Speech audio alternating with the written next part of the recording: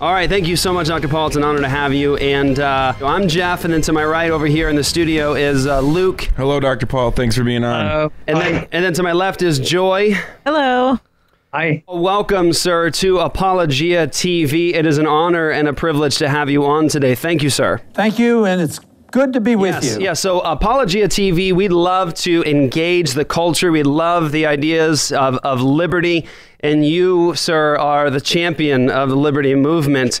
And so I wanted to have you on just for a few minutes to talk to you about a couple of things. But of course, the first question, I'm sure that you're getting this all the time right now. How do you feel after the Donald Trump election to President of the United States of America?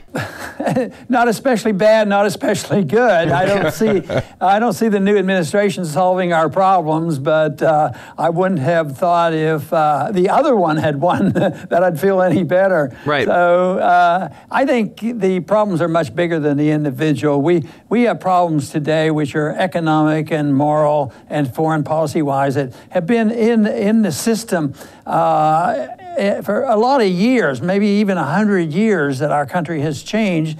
And that's where the problem is. So changing one leader here and there and listening to the promises that never seem to be fulfilled, I don't get too excited about that.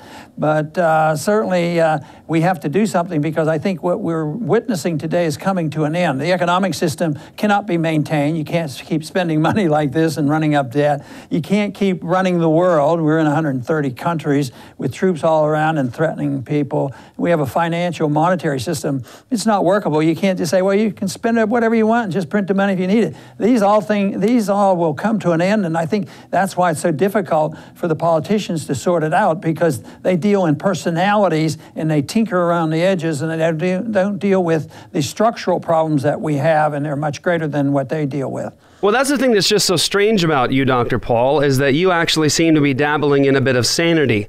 And that seems strange across the political landscape. And so you mentioned, though, sir, you mentioned that in the last 100 years, a shift. Can you describe briefly that shift? What are you referring to when you talk about that shift that's taken place in the last 100 years? Well, I think approximately 100 years ago, a major thing is that liberty got chopped into two pieces.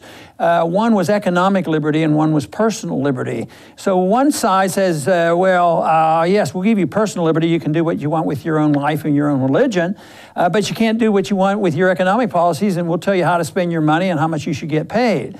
And the other person says, no, we need to be involved in the social mores of people, because they might, do things that aren't nice, and therefore we have to regulate personal behavior. But economic behavior, that's very important. We have to deal with it.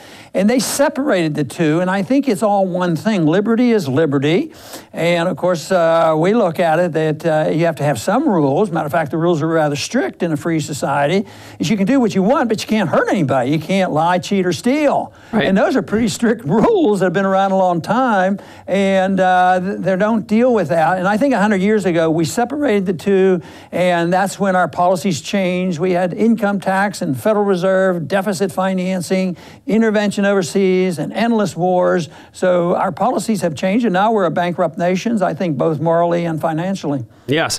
And Dr. Paul, we are a highly downloaded Christian podcast and television show on the NRB network. We speak to these issues on a regular basis, and actually we're kind of, we feel like a voice crying in the wilderness many times, right. But it's interesting, you say so many of the same things. It's interesting if you look at some of the political sermons from the founding era, the New England pulpit, which really gave really this nation to us and the laws that we have and everything else. You're saying so many of the things that are in those very messages. It's really interesting. And you're saying so many of the things that our founding fathers said, but we live in a time today in a culture where people look at the things that you're saying and it just seems like such an oddball. You seem so strange when you speak about liberty in the way that you do, and economics. When you talk about the IRS and the Fed and those things, people have no clue what you're talking about. They don't have the frame of reference and the love of liberty that you, sir, have had for so very long, the things that you fought for. Like, for example, I think one of the silver linings here, sir, for me is just the day after the election, the Russian President Putin said, I'm ready to restore relations with the United States of America. I thought that was actually pretty amazing, and that was sort of a silver lining. I'm at least hopeful in that respect. But you've actually spoken about interventionism in a way that is, it's so weird, Dr. Paul, in comparison to what a lot of these warmongers and people that beat the war drums do, and it's just sort of normative for us. But yet your policies and the things that you've said, oddly enough, are closer to what are more the moral and biblical foundations of our nation, and really just the founding of our nation, what our policies and intervention were. And you spoke a lot about Syria in the past. You have an epic clip online where you talk about the conflict in Syria. So can you speak to that just for a moment? Just those things. You talk about the IRS, you talk about the Fed, and you talk about foreign intervention. And when you do, you seem like the oddball. But to guys like us and girls like us, we love it. We think, exactly. that's consistent with, Well, you're the wave of the future, because this is what this election was all about. In a way, because most people were very frustrated, very angry and upset, and they don't like the status quo of the media and the government. It was challenged.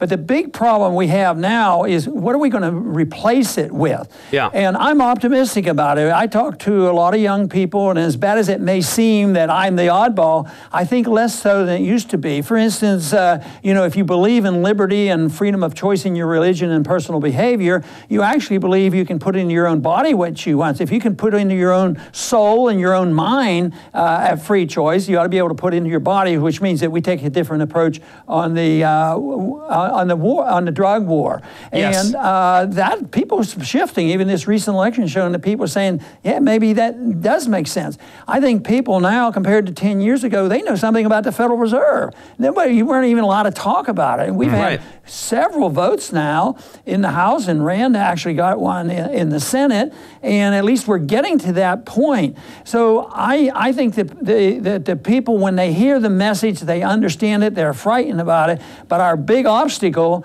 has been the propaganda machine, the media and the government and the educational system, but it's all being challenged, it's being converted, and one thing is you don't have to worry about what's the percentage. When you say, well, Ron, you only have 3, 4, 5%, you have to have 50% to change anything. No, you have to have about 8%. The leaders of our revolution, the leaders of the freedom movement in the beginning of our country was just a small percentage of people. So that means that you don't have to say, well, we have to convert 51. You need the endorsement eventually by a majority of people, but you need the leadership, the people that are teaching our kids, and that's why homeschooling is so important, and private schooling is so important, and family life is so important, and that's where we're making inroads. So yes, as bad as it is, I see an opening here, even with this election, even though I don't think that the solutions are going to be immediately apparent. There's a lot of obstacles to accomplish this, so I don't think this election in the next few years will change a whole lot. I think, financially and foreign policy-wise, things are going to get a lot worse, because most people now, and the majority of the people, follow the propaganda of our media that Russia has to be the enemy. They're the aggressors, and all they have to do is look at a map. Where are our troops? 130 countries, and all around surrounding Russia, and Russia's the aggressor. We need to wake up more people. That's all that we have to do. Well, I want to encourage you, sir, and I hope this is a blessing to you. Man, I wish God would give you another 100 years to fight, sir. But, you're talking to people right now that we have a radio program that's broadcast internationally, a television program as well. We are a voice for homeschooling and the really Christian school movement. And you know what that looks like. When people are educated in the founding of our nation and the laws in our nation, they become true liberty lovers. And we've been able to be used by God to actually move this tidal wave, really, in the homeschooling. Because you're right, sir. What we have to fight against is a system that is raising up this next generation to essentially love what the government does and to just sort of obey and submit, rather than think about what is moral, what is true, what is just, and what are the foundations of our nation. And so you're talking to people right now that love, sir, the things that you talk about, and we're grateful, absolutely grateful for your life and your labor for this country. So second thing I want to ask you quickly here, and this will be interesting because I'm just kind of curious what you think. I haven't seen a lot of talk about this, but with the presidency essentially Republican, and generally that means pro-life generally, the House, the Senate, having these three branches of government as Republican, and essentially, we can hope for more pro-life, at least leaning. How do you think the move towards the move for the pro-life movement for ending abortion in our nation should go, considering these three branches will be at least in a better position to fight that particular battle? You know, during the campaign, I was not a supporter of Trump, and he has some shortcomings. But he, of course, had been on both sides of that issue. But I would give him credit, either for political reasons or he has become a believer. He was pretty good on the right to life issue. He didn't mince his words, so he wanted to send out this message, and he even indicated that he would look for Supreme Court justices that would support the right to life position. So I think this is basic. When I would talk to my Christian libertarian friends, I would say, how can I defend liberty, you know, if I don't defend all life? And libertarians, you know, take the position you can't use aggression against anybody. And of course, killing an unborn infant is killing a live human being. So this to me is key to it, because, but it gets really, really difficult because of the circumstances. It's unique. Libertarians split on it, Republicans split on it, Democrats split on it, and yet it's very important. If you can't defend all life, it's pretty hard for me to defend somebody's right to make their own decision on what they put in their body or whether they smoke a cigarette. You know, so that is why I think we have to deal with this, and also emphasizes the fact that our life is very important, our liberties are important, and they come from a creator. They don't come from our government, and we have to protect the life. Government should be very, very limited in the libertarian society that I desire. And I think the most government, the government that we do have, we should make it as local as possible. So a lot of the things are compounded by having, you know, national laws that either, you know, dictate so much of these problems and make things worse. Yes. Well, would you say you're hopeful with the three branches of government essentially under Republican governance? Would you say you're hopeful that there's a better chance of actually doing something significant in the area of the pro-life movement? Well, I wish I could just say, certainly, I can. Are you skeptical? You know, you indicated a minute ago about Republicans, they get charged, the House and the Senate and the presidency. Just think, it wasn't too many years ago, we had that, and spending exploded, and they're supposed to be really good on the fiscal thing. Even with Ronald Reagan, who was still admired, I mean, deficits exploded under Reagan. So if they can't even stick to their guns on spending and deficits and printing money, I think it'll be status quo. I don't think the liberals are going to make things worse, but I don't think Roe versus Wade will be repealed. Of course, for me, that's the easiest thing to argue without getting into all the nitty-gritties, because Roe versus Wade is the instrument that has nationalized it, and there's no authority under the Constitution for the federal government to be involved in that. So that is the reason why I think Roe versus Wade shouldn't be the endorser of the taking of life. But no, I'm not overly optimistic about it, but it'll depend on the activists, the people that you talk to and others, because there will be a reflection among the members of Congress. You know, if they don't reflect your views and our views on this, the members of Congress aren't going to go out of their way. They might just sort of hide from it. And that's generally been the case. If they don't have to bring it up and have a tough vote, they just as soon have it that way. So I may be wrong on that. Maybe something different will happen. But just from my experience in Washington, the more controversial it is, the more likely it is they're going to try to avoid having some votes on it. All right, good. I know our time is short here, Dr. Paul, so I'll ask you one more question. If you had the opportunity to step into a role that could do significant damage and positive impact in terms of justice and a righteous form of government, what do you think would go first? What would you do first if you had that opportunity?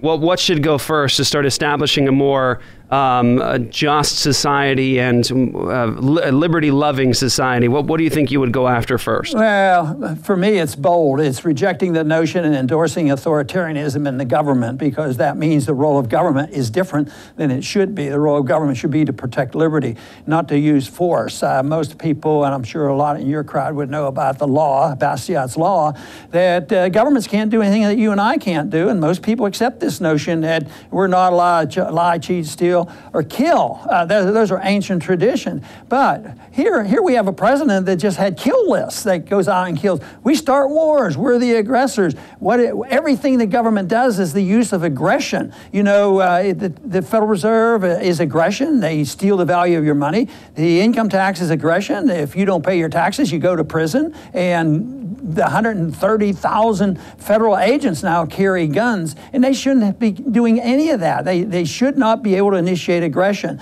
So if you and I can't steal from our neighbors, the government should never be in the business of redistribution of wealth. They should be in the business of protecting liberty and put the responsibility on the individual. And if there's violence to be restrained, that should be done by local authorities. Under our system, it was meant that the state governments would deal with violence in the street, and we shouldn't have the United Nations and the FBI and the CIA and everybody else involved, and FEMA coming in and maintaining order. I mean, that's a militant state. That's a military operation. Yes. And even our police department now has been militarized. So it would be the rejection of the authoritarianness and the understanding of having that type of a federal government. Oh, Dr. Paul. Amen. Woo! Music to my ears, man. That is good stuff. Dr. Paul, you are a gift to the world, my friend, and we're just grateful for you. So just be encouraged, sir. There is a movement afoot, and people that really love our biblical foundations, love God, and love these ideas of liberty that you fought so long and hard for. So be encouraged. We are out there, and we are fighting on shows like this, and we're spreading the word and speaking the truth. And so we're just grateful for all that you've done, sir. Keep up the good work. All right, God bless you, sir. Thank you for joining us. Thank you. The conversation is going to continue at apologiaradio.com. That's where we're going to have our after show. We're going to have more content, more conversation, some really great stuff. You go over there to get it at apologiaradio.com by becoming all access. Go check it out.